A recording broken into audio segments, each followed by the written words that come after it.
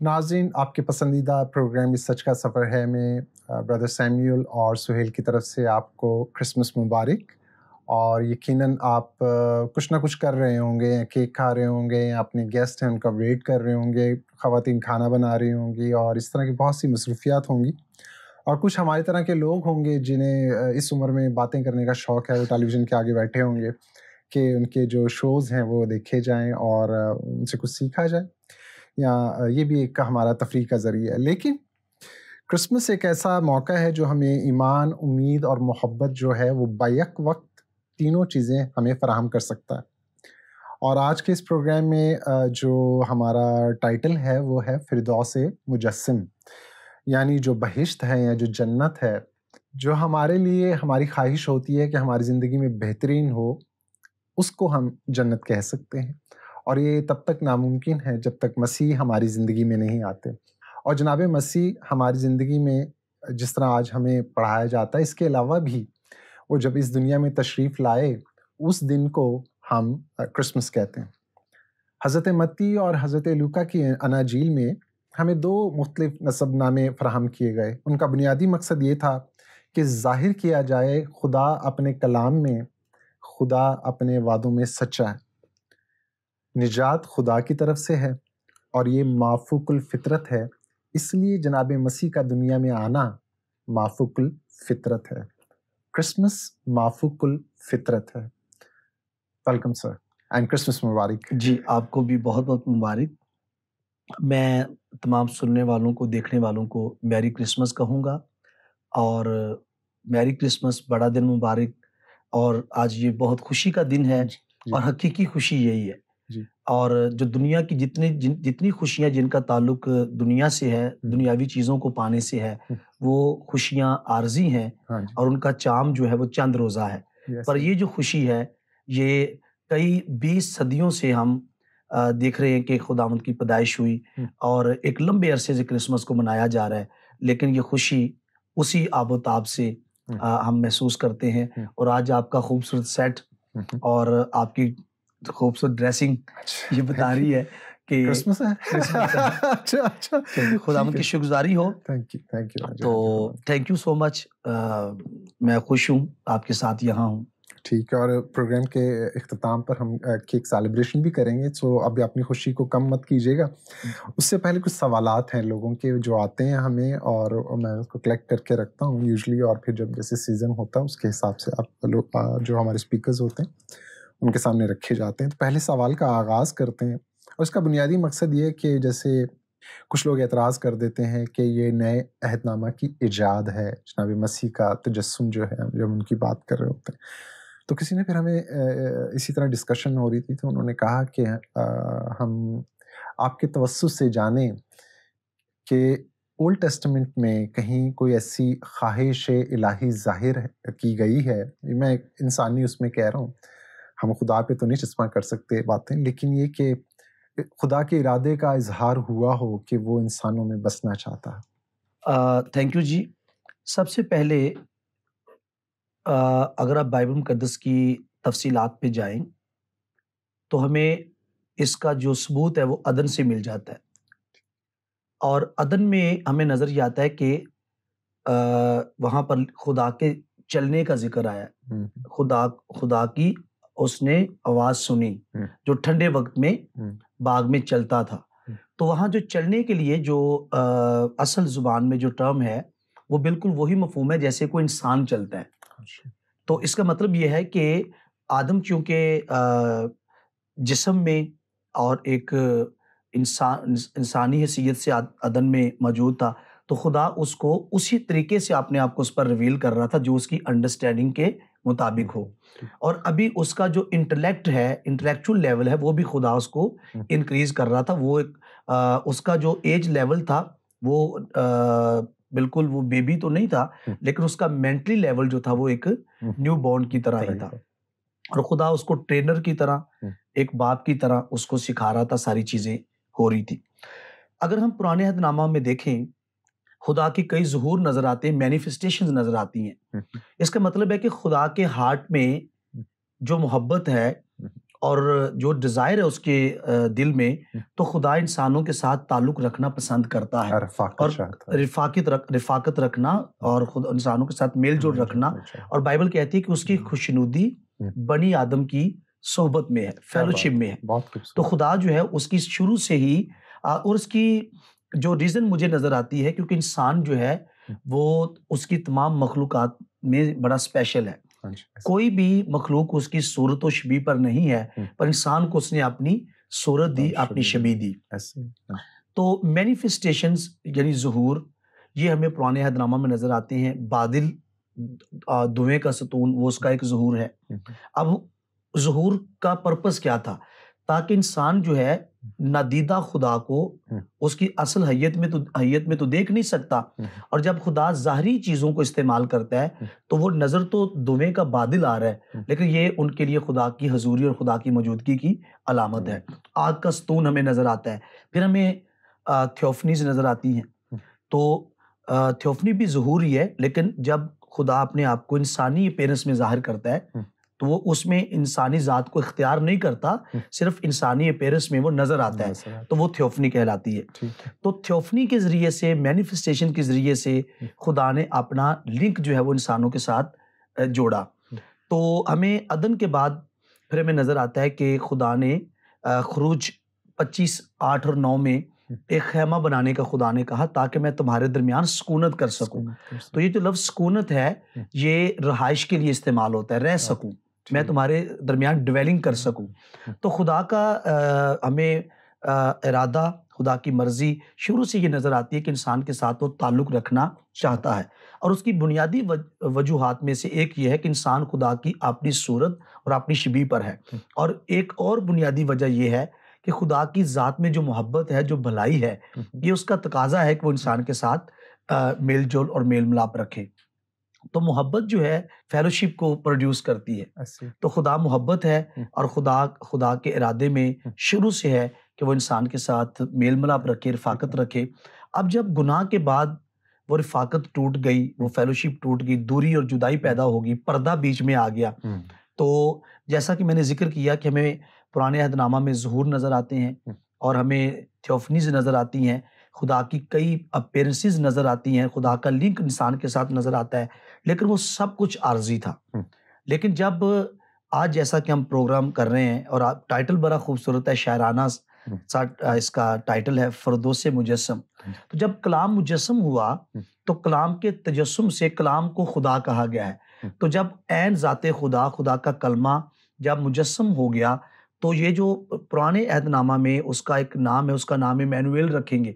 तो Emmanuel personal identity के लिए तो ये नाम नहीं रखा गया, वो तो जीसस ही रखा गया, लेकिन इमैनुएल का मफ़हूम जो है वो कलाम के तजस्सुम से, कलाम के मुजस्सम होने से हमें पूरा होता हुआ नज़र आता है, खुदा हमारे साथ। और मैं यहाँ पर ये कहूँगा, जो पहला क्वेश्चन था आपका कि खुदा ऐसा क्यों चाहता है, तो खुदा की अपनी फितरत ही ऐसी है, उसमें जो मोहब्बत है, जो उसमें प्यार है, तरस है, उसका तकाजा ये है कि वो इंसानों के साथ फेलोशिप में, रिफाकत में रहना चाहता है। और देखिए, खुदा ने इतने बुजुर्ग और अजीम तर खुदा ने, हम ये कहते हैं कि दीगर मज़ाहिब में लोग खुदा के बारे में बात करते हैं, क्रिश्चियनिटी में हम खुदा से बात करते हैं। क्या बात, तो हमें किस कदर इस्तेकाक मिला है, और वो मसीही रूहानी तौर पर दुरुस्त जगह पर नहीं है, जो खुदा के साथ पर्सनल रिलेशन में नहीं है। तो खुदा हम में से हर किसी को मौका देता है, हम उसके साथ खास और पर्सनल रिलेशन में ज़िंदगी गुजारें, ताल्लुक बनाकर ज़िंदगी गुजारें।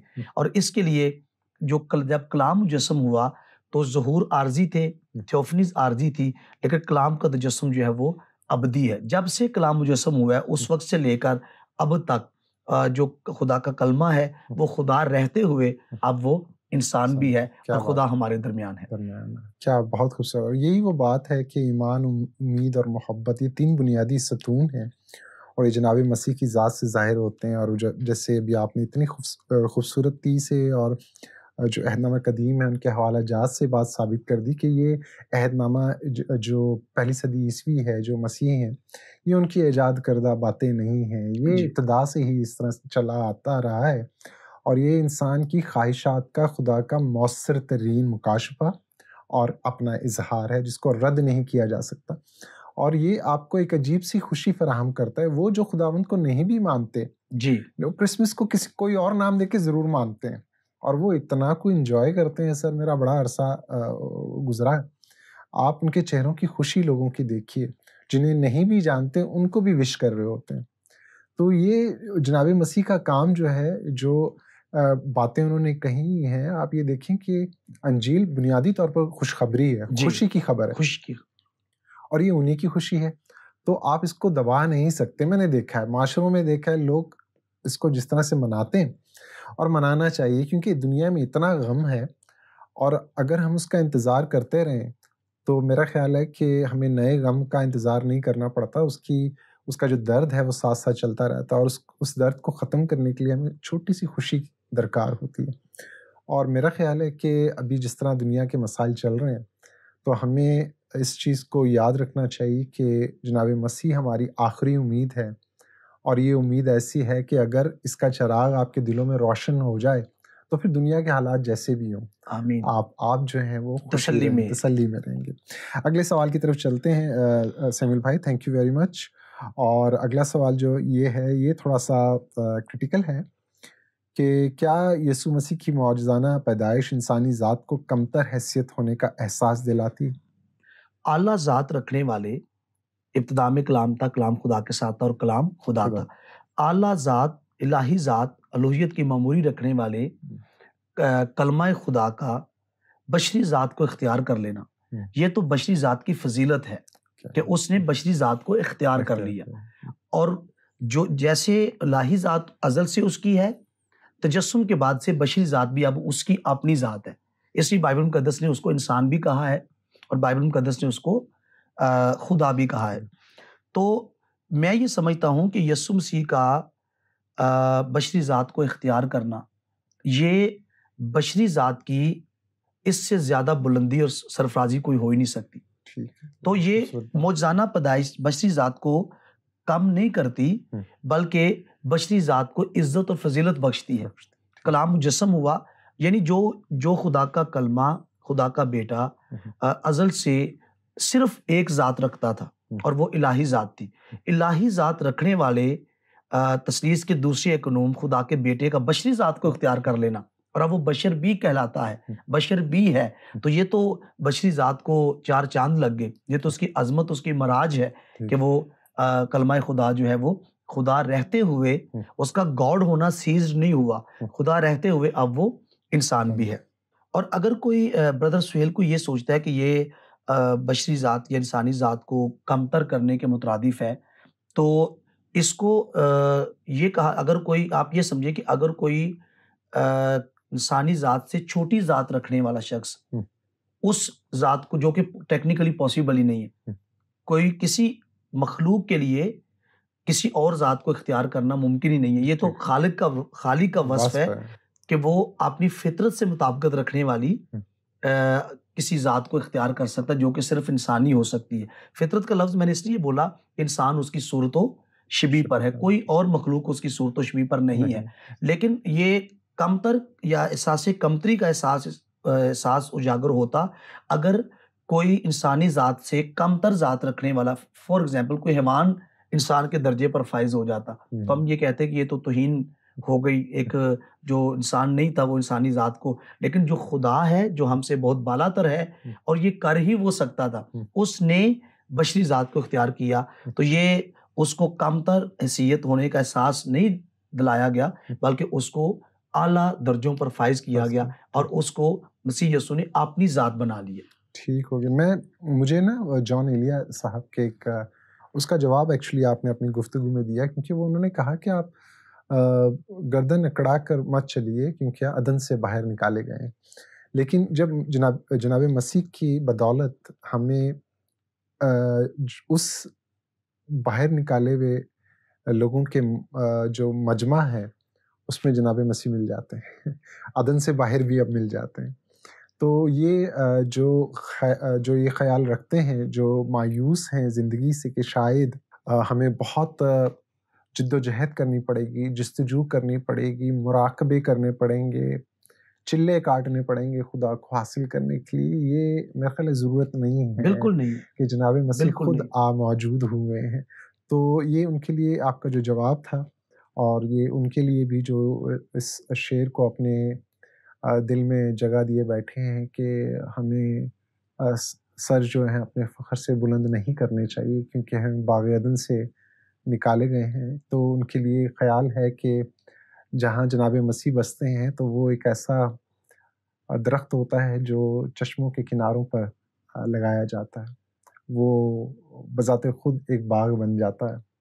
तो हमें अपना सर फ़ख्र से बुलंद ही रखना चाहिए और क्रिसमस जो है हमें मनाते रहना चाहिए। Thank you. Can I add something? जी, जी, प्लीज़। जी, देखिए जैसे आपने बात की ना कि अदन की, हुँ, आज भी हमारे कई मसीही बहन-भाई भी और जो गैर क़ौम जो हैं उनमें भी ये बात जो पाई जाती है, तो अदन को आज भी हम बहुत याद करते हैं, मिस करते हैं, याद करते हैं। हुँ, लेकिन मैं आज इस मौका पर ये कहना मुझे अच्छा लग रहा है हुँ, कि अदन में जो कुछ हमने खोया था, हुँ, उससे कहीं ज़्यादा हुँ। यीशु मसीह में हमने पाया है। क्या बात है!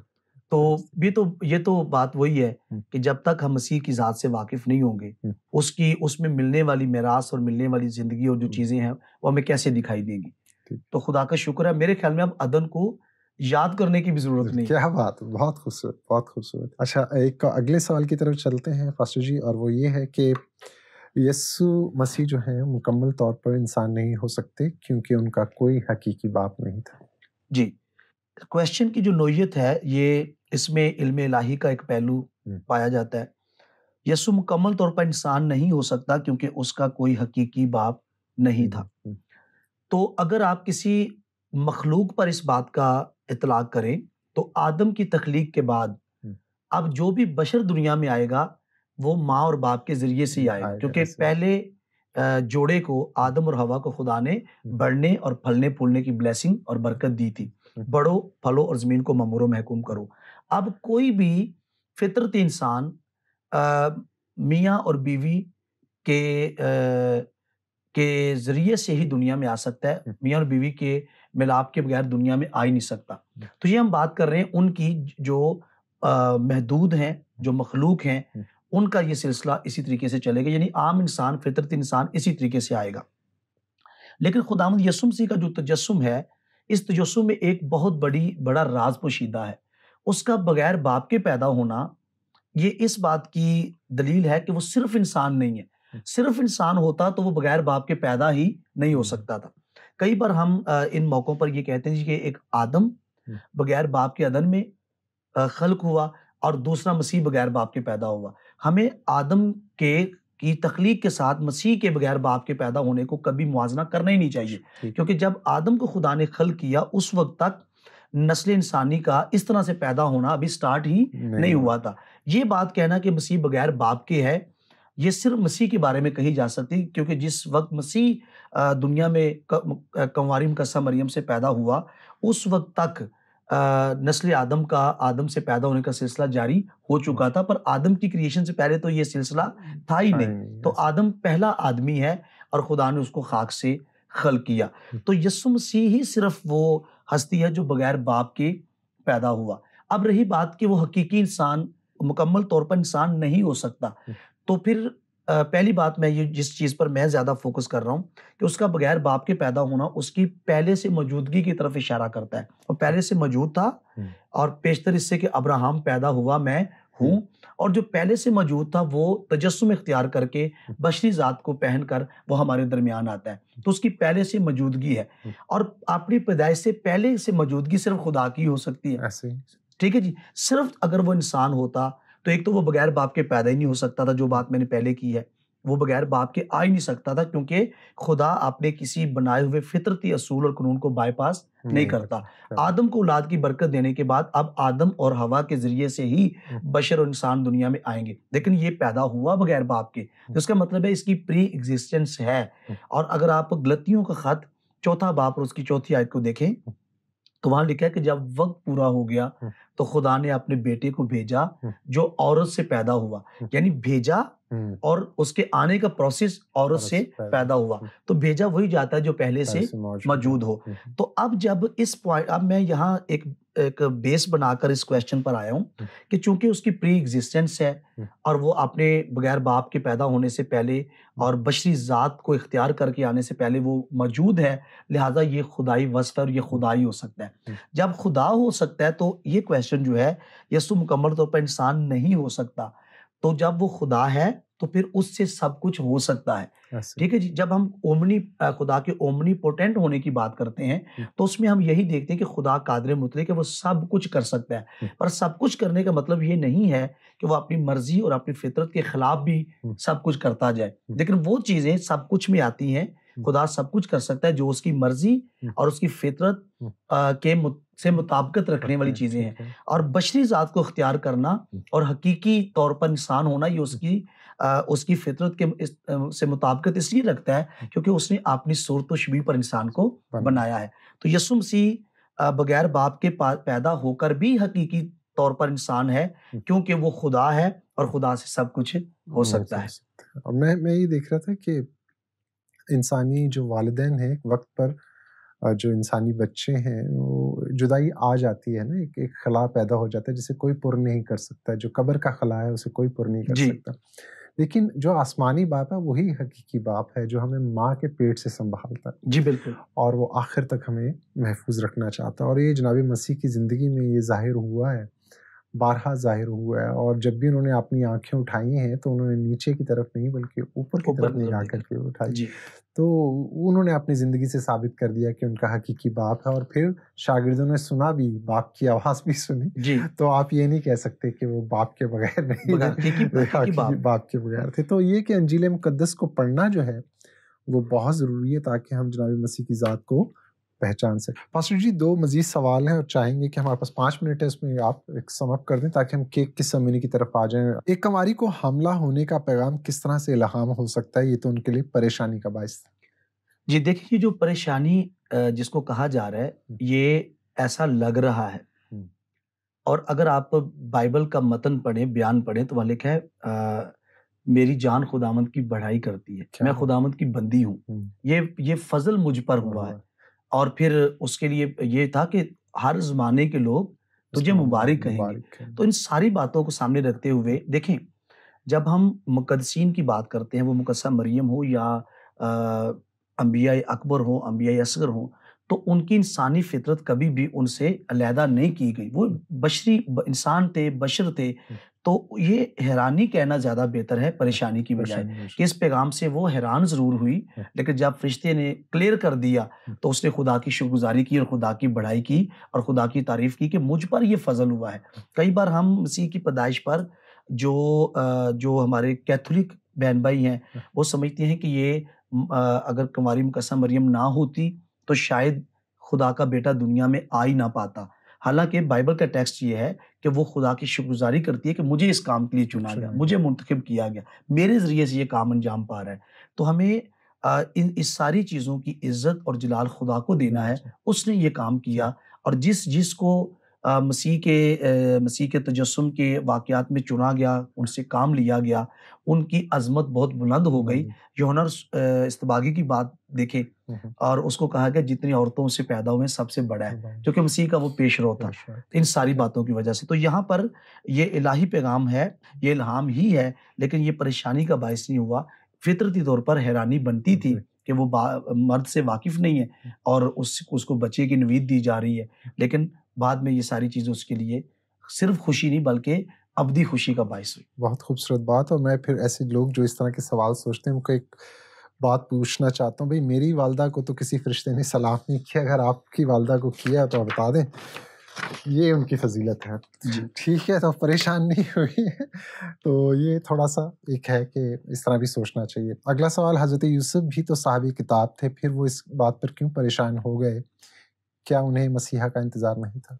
जी, देखिए अगेन जो पहले इसका कनेक्शन भी पिछले आंसर के साथ काफ़ी है कि हम इंसानी फितरत को, जो बाइबल के करैक्टर्स हैं, जो बाइबल के किरदार हैं, उनमें से भूल जाते हैं कि इन खुदा से पैगाम पाने के बावजूद, खुदा के फरिश्ते की बात सुनने के बावजूद, नबी होने के बावजूद वो 7 बशर भी थे। तो हज़रत यूसुफ की जहाँ तक बात है, तो देखिए मामला क्या था। मुकद्दस मरियम की उसके साथ मंगनी हो चुकी थी हुँ। और रुखसती बाकी थी हुँ। और यहूदियों में मंगनी जो है वो शादी के बराबर ही हाँ जी, समझी ऐसे ही जाती थी। ऐसे ही लेकिन बाइबल क्लियरली कहती है कि उनके इकट्ठे होने से पहले। पहले। हाँ। तो मुझे ये लगता है कि क्योंकि बुज़ुर्ग यूसुफ ये जानते थे कि मुकद्दस मरियम मंगेतर है, या बल्कि फरिश्ते ने तो बीवी कहा है, अपनी बीवी मरियम को अपने यहाँ ले आने से ना डर। क्योंकि अब वो बीवी है, मंगेतर है और सब कुछ बात पक्की हो चुकी है और जो भी उनकी रवायात थी उसके मुताबिक मामला तय पा चुके हैं, लेकिन दोनों इकट्ठे नहीं हुए। दोनों के दरमियान कोई इज़्दिवाजी रिलेशन कायम नहीं हुआ और इसलिए तो हम वर्जिन बर्थ कहते हैं। तो अभी तक वो रुखसती नहीं हुई, वो इकट्ठे नहीं हुए। तो उस दौरान मुकद्दस मरियम का उम्मीद से होना, हामला पाया जाना, इसका ये उसके लिए इसलिए हैरानी का बायस हो रहा है कि वो मुकद्दस मरियम के बारे में, जैसे कि यहूदियों में लड़कियों को कंवारा रखने का रिवाज था कि खुदा का फज़ल मेरी इस बेटी पर हो जाए, मेरे घर की इस बच्ची पर हो जाए, लोग ऐसा करते थे।